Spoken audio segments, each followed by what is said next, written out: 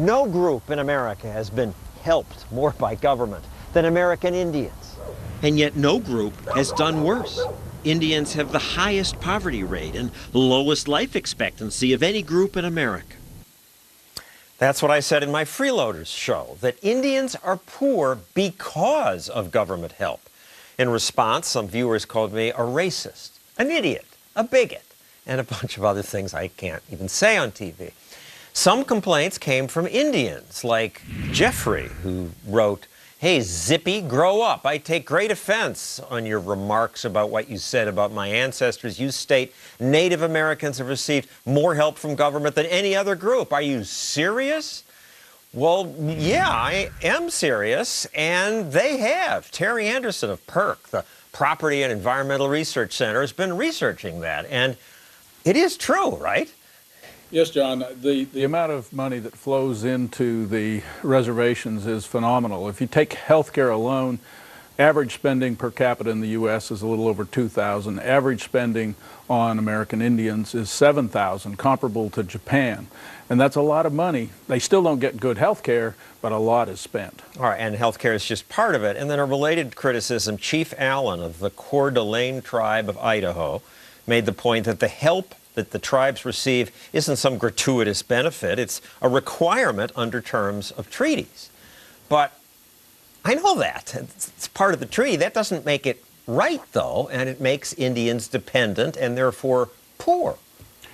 There is no question that there's some obligation of the U.S. to pay back. No question, right. But at the same time, in doing so, we've gotten the incentives impossibly messed up.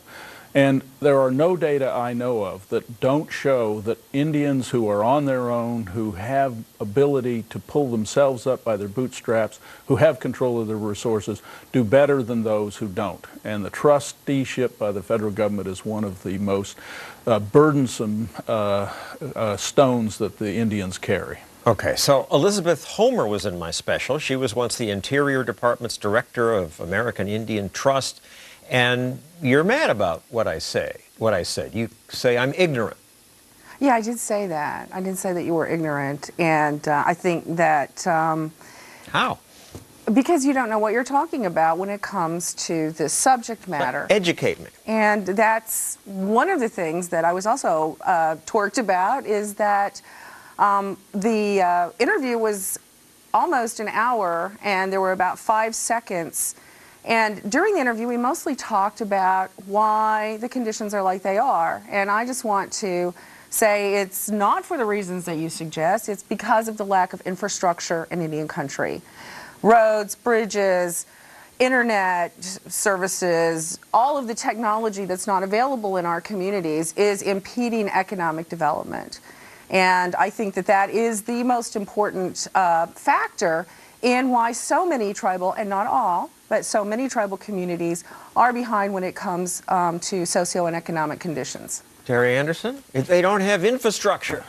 You can drive through the big western reservations, such as the Crow Reservation in Montana, the Blackfeet Reservation. You can look at Google Maps, and you will see these parcels of land in the center of these reservations, side by side, parcels that are fee simple, we have some of these privately Google owned. Maps. Let's put them up here. That we have the Flathead Reservation. And when you look at those maps, the parts that are green, that are productive, are the parts that are held in private hands, often by Indians, maybe not as much as they should be. This is the Blackfeet, which is not held same. in private hands. No, and if you look at those, they're the same kind of land, they have the same infrastructure available, and yet side by side, the trust lands are far less productive, between 80 and 90% less productive when you control for everything else. Elizabeth, your trusts keep them poor by inviting them to freeload. The trust responsibility is a solemn obligation on the part of the United States. There are responsibilities, there are things that government does, but the trust responsibility, in fact, does not always just benefit Indians. Most of the energy production on reservations is being managed, and revenues and royalties are being collected by the Department of the Interior. And one of the things that I wanted to be sure that your audience understands is that a lot of the money that transfers through the United States to tribal governments is the Indians' own money. So for the why not let them royalties keep and- it? Why not get rid of your trusts and your government management? Well, they do keep it. It is collected by the United States and it is redistributed back to the tribal owners. The average wealth of a Crow tribal member, measured by their coal deposits, is well over $3 million. The average return on coal to the tribal member in the Crow tribe is 0.001%. Any financial person who manages a portfolio worth $3 million and returns 0.001% should be fired. So let's fire your successor and all the people running these trusts, and let's treat Indians like regular Americans. Why don't you ask Indians how to be treated? Why is it up to you, Mr. Stossel, to decide, or you, Mr. Anderson? How is this your issue? How is this your level of expertise? I mean, what do you know about this, and where do you come from? I mean, what is your expertise in this area? I've studied. I have lived on a reservation. Okay, I've lived on a reservation. I'm a Native American. I was born in the United States, You're just Native as you American? were. Which tribe? But I'm a Native American. I was born in the United States, I said. But that aside, But let's not just... You're an economist? Let's talk about that language for a second, because for a long time I was told you can't use the word Indian. It's not politically correct. You have to use Native American. And Indians said, I'm not an American. Don't call me a Native American. And I'm told Indian is the most popular term. So that's confusing. But you're saying you're an American economist. I like Are you an Canadians economist? use. Yeah, I am. Canadians use First Nations, which is a good term, and it comes back to this question of why are they treated this way? Domestic dependent nations were the words. Wards of the state were the words that came out of the U.S. Supreme Court. And then in the legislation, we say you don't get the land until you're deemed competent. Those words still exist. Think of a group that we say that to. To say you're a ward of the state is like saying you're not mentally capable, you're a minor, or something like that. That is not the modern legal parlance, by But the it way. is how they're treated. It is not the modern legal parlance. And I think that these are issues of decision by tribal governments. If self-determination and self-governance mean anything, it's that the Indians drive the relationship, and they drive the relationship with the United States. Well, it's not working well for the Indians, I would argue. Thank you, Elizabeth Homer and Terry Anderson. Coming up, Ann Coulter is a critic with a sharp tongue. Her take on freeloaders, next. Reading the email response to my freeloader special was a little depressing. Your show was obscene, insulting, irresponsible. Some people called me an idiot. So it was nice to get this email here, which said, the show is the greatest thing I've ever seen on television. Magnificent.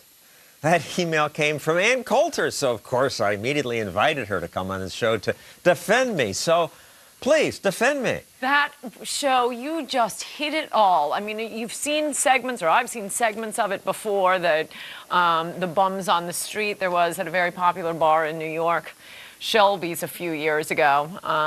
There was a guy who stood outside panhandling all the time. The owner of the restaurant said, "You want a job dishwashing?" And he said, "Oh, no, I make much more money out here." And that was basically what you showed. But then you go into all of the corporate welfare. I must say the Indian segment was astonishing. I had no idea there were all these massively successful Indians who hadn't been ruined by the government. But there you have it, the test case. And yet this woman who just sat here, who used to manage the trust for the Indians, doesn't bat an eye. She says, this is the treaty, and who are you to criticize it? Who are you to speak for the Indians? We Indians want these handouts. Yeah, and they've done so much with them. And then you have the multimillionaire Indians who have gone off and started businesses and live in fabulous homes, and there is your test case. There is your control group.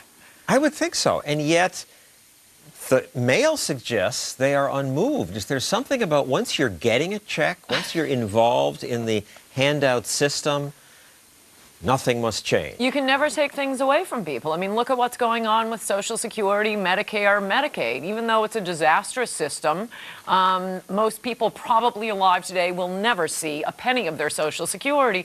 Oh, no, no, no, don't touch it, don't touch it. And liberals defend it by saying, well, it's a very popular program.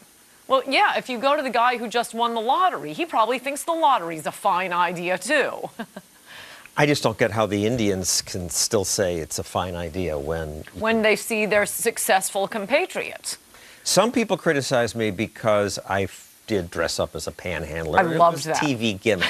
But I did say that the biggest freeloaders were corporations. Right, of course. And those examples are ugly. I've got some new ones. Walt Disney World qualified as a farm by putting some cows to pasture in Orlando, and they shaved millions off their tax bill. The farm subsidies, they are some of the worst ones because the vast majority of it goes to huge agribusiness, and then we get to see pictures of the small family farmer. Well, the small family farmer isn't getting that much of it. Point one, often none at all. Point two, they shouldn't get it. Point we two, should they be shouldn't free in get it. America. Stand on point- your own 2 feet. Point four, whatever point we're up to now. In exchange for the subsidies, there are limits put on how much the farmers can grow, but those are waived in the case of, the big farmers, the big agribusinesses. They aren't waived in the case of the little farmers. Now, I think a lot of farmers, big and small, are a little bit nervous about just cutting it off cold turkey because they've arranged their business, and I agree with them. You have to phase it out. They've arranged their business affairs. Okay, but they don't even On the talk about basis of phasing it out. That's right. And And Republicans are just as bad as the Democrats I was on going this. to say, they go to Iowa. Some of these guys are your friends. And when I say to them, how can you support this? They just sort of look at me blankly. They don't even give a real response. It's welfare for the red states. But they have to do this to get the votes I in don't Iowa? think so. I don't know why it has been so hard. I think people have a warm feeling about farmers, as do I, but this is bourgeois parasitism. That's what you need to focus on. And your Indian segment, again, it shows how much better people do when they are left to their own devices to the free market. Oh, we do. Now, I champion business, but I have to admit businesses are not always capitalists. Business loves to have a partner in government if Yes. they can get it. A little window maker in California must have loved the attention it got by having the vice president praise its products. You're not just churning out windows. You're making some of the most energy efficient windows in the world. Think getting the vice president was a big deal? Heck, they got the president too. These workers will now have a new mission, producing some of the most energy efficient windows in the world. So this is how this system works. I call it crony capitalism. Yes, that's There are exactly lots of it. window companies. There's no proof that this company's windows were superior, but they had connections. One of the people who worked for the company, his wife, worked in the energy department, giving out grants. Yes, it's very creepy. It is fascistic when the government starts picking the winners and the losers and who's going to get the subsidy and who's going to get the price quotas and who's going to have the president and the vice president show up and praise their products. But fascistic scares me. That's a creepy word itself. Why is it fascistic? That is what FDR, as you know and probably your viewers know, wanted to model his recovery plans, national recovery plan, on Mussolini's corporatives. They want government and business working hand in hand. Well, of course, the problem with that is you have to know somebody. You know somebody who knows somebody. It is like all of these corrupt and utterly failed nations where the government picks the winners and the losers, and to get work done, you have to know somebody. That isn't America. You produce a good product.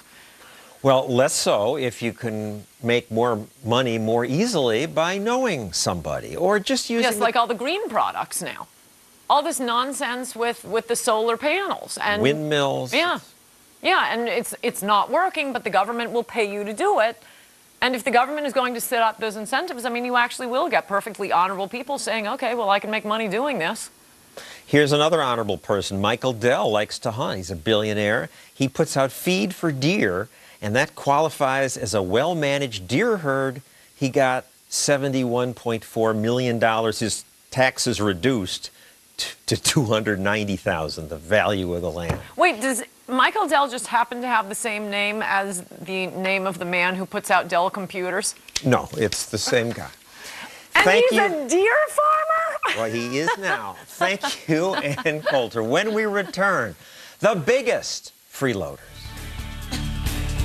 Stossel's worried about panhandlers? What a partisan hack. I've got to say, my critics have a point. I don't think I'm a partisan hack, but there are monster freeloaders in America, and they are not the people begging on the street.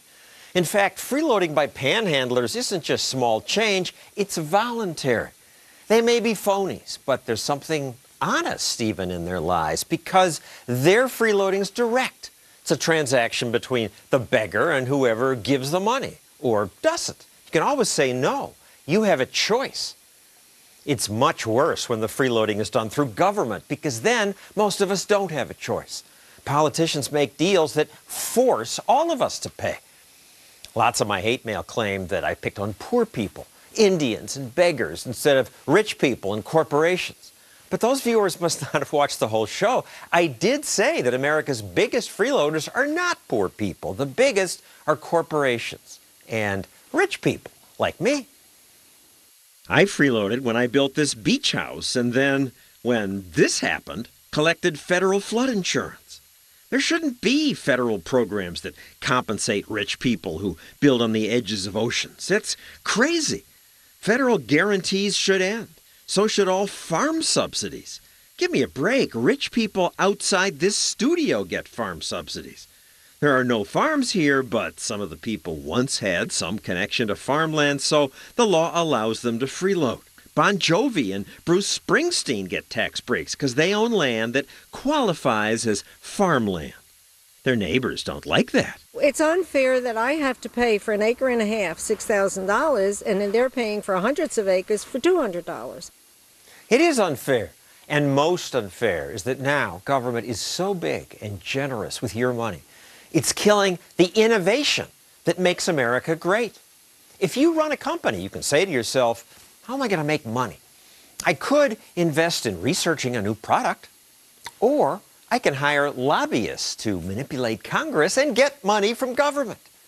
Investing in research, that's tricky. We might not discover anything, and if we do, we'll be regulated and taxed so much. The lobbyists, they have a higher rate of return. And sure enough, this week, the Wall Street Journal ran two interesting stories. Look at this one. GM revs up its lobbying. Since we bailed GM out, GM doubled spending on lobbying. And then here on the same page, story on the company that makes Lipitor. Sadly, it's going to cut its research spending, cut it from $8.1 billion to $6.5 billion. This is a terrible thing. Lipitor may be what's keeping me alive. I want drug companies to do more drug research, not less. But I can't blame Pfizer. If they did discover something, today big government might prevent them from selling it. I can't even blame GM for its freeloading.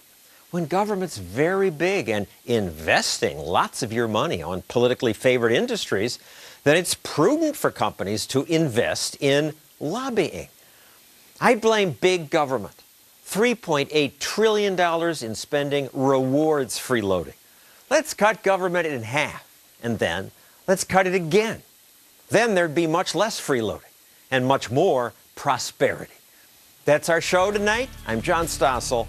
Good night.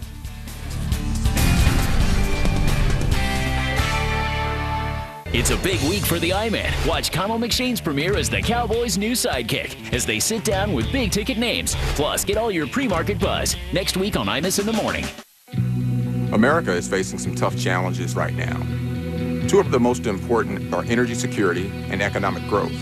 North America actually has one of the largest oil reserves in the world. A large part of that is oil sands. This resource has the ability to create hundreds of thousands of jobs. At our Curl project in Canada, we'll be able to produce these oil sands with the same emissions as many other oils, and that's a huge breakthrough. That's good for our country's energy security and our economy. Presenting Miracle Grow Liquifeed, the only garden feeder that works with ready-to-use liquid Miracle Grow. It's a revolutionary way to grow a great garden. Liquifeed makes feeding as easy as watering. No measuring, mixing, or guessing. Just attach, insert, and feed. Plants get the perfect balance of water and nutrients to grow twice as big. Liquifeed from Miracle Grow, and prevent weeds up to 3 months with Miracle Grow Garden Weed Preventer. Even in the most uncertain times, there are some things we know for sure. There will still be weddings, still be babies, and still be bright futures. That's why New York Life has been helping families plan for the expected and unexpected for 166 years. Backed by the highest ratings for financial strength, we're safe and secure, so you can be too. Give your family the gift of a secure financial future. New York Life, the company you keep. Communities are built by everyone doing their part. This year, J.P. Morgan Chase increased its lending commitment to small businesses to $12 billion. And we're raising billions more for local services to help hospitals expand and schools grow. Investing in the places we all call home. This is the way forward. When the world stopped lending, the search for capital led to a trusted name. Prudential continued to provide capital even during the crisis, so that mid-sized companies that drive our economy could move forward with confidence. To be there when times are good is one thing.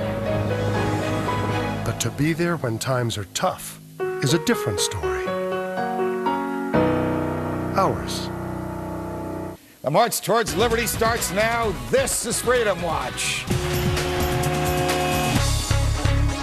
Time to pull him out. Now that Osama bin Laden is dead, it's time to bring the troops home. Tonight, Congressman Walter Jones and Jim McGovern, a Republican and a Democrat, have a plan to do exactly that. They've introduced a new bill to end the war in Afghanistan now. I said there's no end to it. There's no end to it. Plus, why won't the president release the photos of bin Laden's dead body?